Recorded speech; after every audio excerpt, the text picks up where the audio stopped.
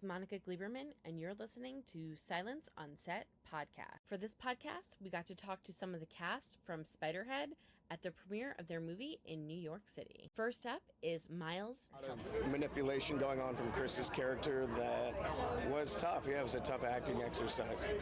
You're now listening to Joseph Kosinski. It's all about the script, and when I pick up a script and don't put it down until I'm done, that's a rare thing, and this script is like nothing else I had read before. Great characters, great tone, very funny, some big ideas that come from George Saunders' story, so it had a little bit of...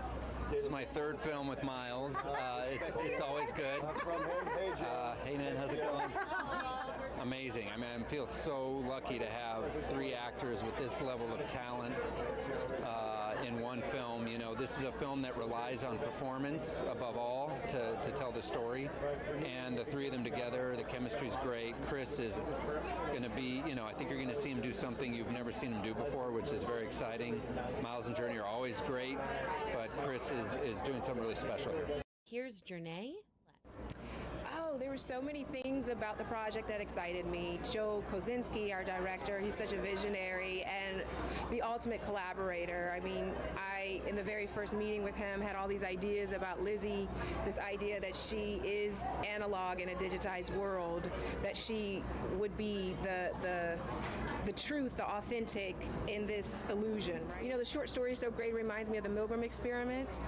This idea, fascinates me as to how do you manipulate people to a point where one person will inflict harm on another person. That really makes me uncomfortable and challenges me. And I think, Joe brings this narrative to life in such an exciting way. He's just so open to ideas. He always talks about, listen, the best idea is going to win, right? And so he really gives you a space to try things, to fail, to succeed. It's really about playing, and I really appreciate that in a filmmaker.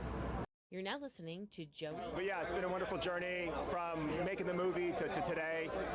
Really excited to be here. Really excited to see the film in front of a New York audience. Joe's he's just a down-to-earth, he's just a nice guy. There's no ego, no nothing. He's just very humble. And he's a creative type. He also loves to work with the actors and get an idea of how we see the project as well. We collaborate together, and he did it with all of us. It was wonderful. A really, really nice, just beautiful set. Up next is Aaron. I'm a huge George Saunders fan. I have admired his work for a long time.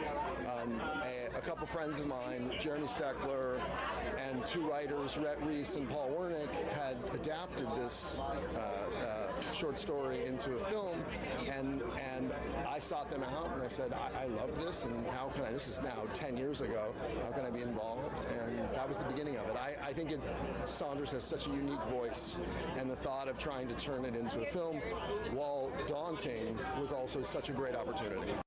It's a phenomenal cast. I think it's, and it's only 5 or 6 actors in the whole movie, basically. It was amazing. Everyone was great. Everyone brought their A game. I was honored to be in business with this group, and I think the movie speaks for itself. The cast is remarkable. You're now listening to Mark. It's excited and terrified at the same time. This is my first one, and so I'm going, I have to be on my best behavior. My last one, I was swearing like crazy, and so I was like, I can't do that.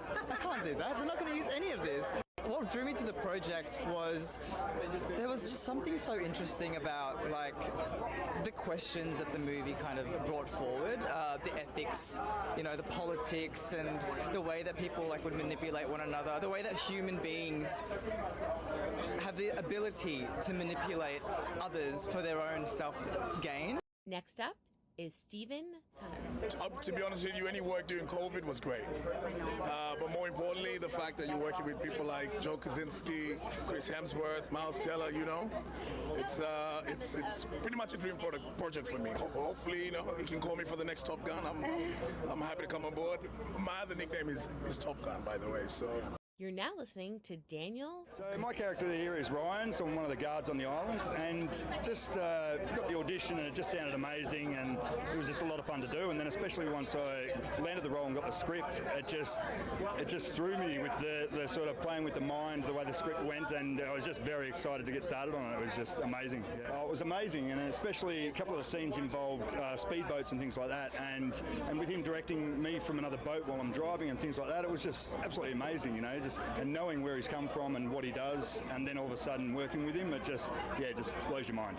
Next up is Alexander Blake and Joseph.